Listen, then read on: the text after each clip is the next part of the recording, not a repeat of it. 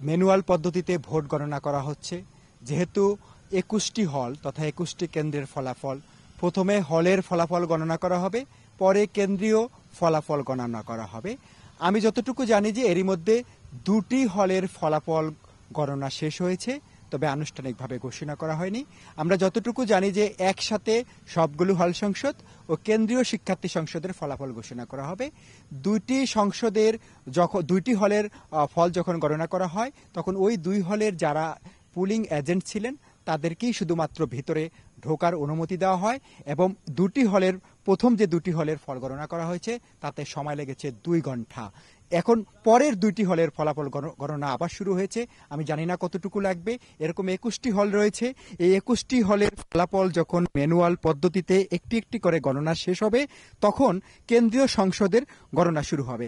মারিয়া, আমি আপনাকে দেখানোর চেষ্টা করছি যে নির্বাচন কমিশন কার্যালয়ে রিটার্নিং কর্মকর্তা, সহকারী রিটার্নিং কর্মকর্তা, পুলিং অফিসার যারা ছিলেন এবং প্রার্থীর এজেন্টরা তারা কিন্তু বসে অবস্থান নিয়েছেন এবং এখানে তারা এই মুহূর্তে পরবর্তী যে 2টি হলের ফলাফল রয়েছে সেটি তারা গণনা করছেন। এটিও শুরু হয়েছে, আধা ঘন্টা হয়ে গেছে। আমরা ধারণা করছি যে আরো 1.5 ঘন্টা পরে হয়তো এই 2টি ফলাফল গণনা শেষ হবে, কিন্তু ঘোষণা কখন হবে এটা বলা মুশকিল। আমরা ধরে নিচ্ছি যে আমাদেরকে নির্বাচন কমিশনের যিনি সদস্য সচিব, একই সাথে বিশ্ববিদ্যালয়ের প্রক্টর অধ্যাপক AKM রাশিদুল আলম, তিনি আমাকে 7টা সংবাদে যেমনটি জানিয়েছিলেন যে এটি কালকে দুপুরের পরে নাগাদ হতে পারে। তবে ফলাফল যাই হোক, এটি সব প্রার্থীকে মেনে নেওয়ার জন্য নির্বাচন কমিশনকে আহ্বান জানানো হয়েছে।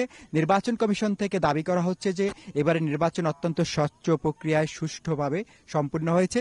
যদিও আপনি জানেন যে বিকাল 3:30টার দিকে সংবাদ সম্মেলন করে ছাত্রদল সহ বেশ কয়েকটি প্যানেল এবং এককভাবে কয়েকজন প্রার্থী নির্বাচন বয়কট করেছেন এবং তারা শুধু বর্জন করেই ক্ষান্ত হননি, তারা এই নির্বাচন কমিশনকে বিতর্কিত অনিরপেক্ষ নির্বাচন কমিশন হিসাবে আখ্যায়িত করে নতুন নির্বাচন কমিশন গঠন করে আবারও জাকসুর নির্বাচন দেওয়ার দাবি জানিয়েছেন।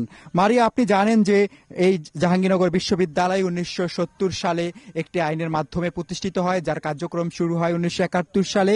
1972 সালে প্রথম জাকসুর নির্বাচন হয়। এরপরে 8বার জাকসুর নির্বাচন হয়েছে এবং সব নির্বাচন হয়েছিল 1992 সালে। তখন বিএনপির প্যানেল থেকে তথা ছাত্রদলের প্যানেল থেকে সেখানে বিপি নির্বাচিত হয়েছিলেন মাসুদ হাসান তালুকদার এবং জিএস নির্বাচিত হয়েছিলেন শামসুল তাবরিজ। এরপরে গত 33 বছর ধরে এই জাকসুতে ছাত্র সংসদ নির্বাচন হয়নি। সেই ঝট খুলেছে আজকের এই নির্বাচনের মধ্য দিয়ে। কিন্তু সকালবেলা এই যে নির্বাচনে পাল্টাপাল্টি অনুযোগের মধ্য দিয়ে সেই নির্বাচনটিও কিন্তু একটি বিতর্কিত নির্বাচনে রূপ নিল। এখন এই নির্বাচন কতটুকু গ্রহণযোগ্যতা পাবে সেটি নিয়ে কিন্তু নানাভাবে প্রশ্ন উঠছে। যে আপনি জানেন যে ঢাকা বিশ্ববিদ্যালয় কেন্দ্রীয় ছাত্র সংসদ ডাকসু নির্বাচন নিয়েও কিন্তু নির্বাচনে আমরা দেখেছি যে বিএনপির পূর্ণ প্যানেলে তারা পরাজিত হয়েছে। ঢাকা জাহাঙ্গীরনগর বিশ্ববিদ্যালয়ে তারা আজকে বর্জন করলো। এখানে ফলাফল কি হবে সেটা এখনো বলা যাচ্ছে না, তবে বিভিন্ন মহল থেকে বিভিন্ন রকম কথা শোনা যাচ্ছে। আমরা যেটা দেখতে পাচ্ছি, আমি যদি আপনাকে মারিয়া একটু শোনাই যে আজকে আপনি জানেন যে 68% ভোট কাস্ট হয়েছে এই নির্বাচনে। সেখানে নির্বাচন কমিশন থেকে আমরা একটি তালিকা পেয়েছি, সেই তালিকার মাধ্যমে নির্বাচন কমিশন জানিয়েছেন যে 68% শিক্ষার্থীরা স্বতঃস্ফূর্তভাবে এই নির্বাচনে ভোট দিয়েছে। আমি আপনাকে একটু নির্বাচন কমিশনের ডাটাটি পরে শোনানোর চেষ্টা করছি। সেটি হচ্ছে যে আলবেরুনি হলে 211 জন ভোটারের বিপরীতে 125 জন ভোট দিয়েছেন। আপম কামাল উদ্দিন হলে 341 ভোটারের বিপরীতে 216 জন ভোট দিয়েছেন। মীর মোশাররফ হোসেন হলে 464 ভোটারের বিপরীতে 310 জন ভোট দিয়েছেন। নবাব ফয়জুন্নেসা হলে 280 ভোটারের বিপরীতে 137 জন ভোট দিয়েছেন এবং শহীদ সালাম বরকত হলে 299 ভোটারের বিপরীতে 224 ভোট পড়েছে। মাওলানা ভাসানী হলে 514 ভোটারের বিপরীতে 384 ভোট পড়েছে। জাহানারা ইমাম হলে 367 ভোটারের বিপরীতে 247 ভোট পড়েছে।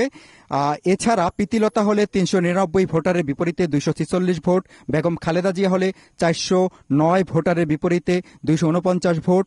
10 নম্বর ছাত্র হলে 541 ভোটারের বিপরীতে 381 ভোট এবং শহীদ রফিক জব্বার হলে 656 ভোটারের বিপরীতে ভোট পড়েছে 470 জন। এছাড়া বেগম সুফিয়া কামাল হলে 456 ভোটারের বিপরীতে 246 ভোট। 13 নম্বর ছাত্রী হলে 532 ভোটারের বিপরীতে ভোট পড়েছে 279। 15 নম্বর ছাত্রী হলে 570 ভোটারের বিপরীতে ভোট পড়েছে 338 ভোট। বিশ্বকবি রবীন্দ্রনাথ ঠাকুর হলে 550 ভোটারের বিপরীতে ভোট পড়েছে 261 ভোট এবং রোকেয়া হলে 955 ভোটারের বিপরীতে ভোট পড়েছে 680 ভোট। এই যে ভোটগুলোর কথা আপনাকে বললাম, এই ভোটগুলি এখন গণনা হচ্ছে। এটি অবশ্যই একটি সময় সাপেক্ষ ব্যাপার, কারণ দুটি করে হলের ভোট যদি 2 ঘন্টা করে সময় লাগে তাহলে 21টি হলের ভোট গণনা করতে 21 ঘন্টা সময় লাগার কথা। এবং এই হল সংসদের ভোট গণনা যখন শেষ হবে তখন এই কেন্দ্রীয় সংসদের ভোট গণনা শুরু হবে এবং সেজন্য হয়তোবা আমাদেরকে শুক্রবার বিকেল 3টা 4টা পর্যন্ত অপেক্ষা করতে হবে।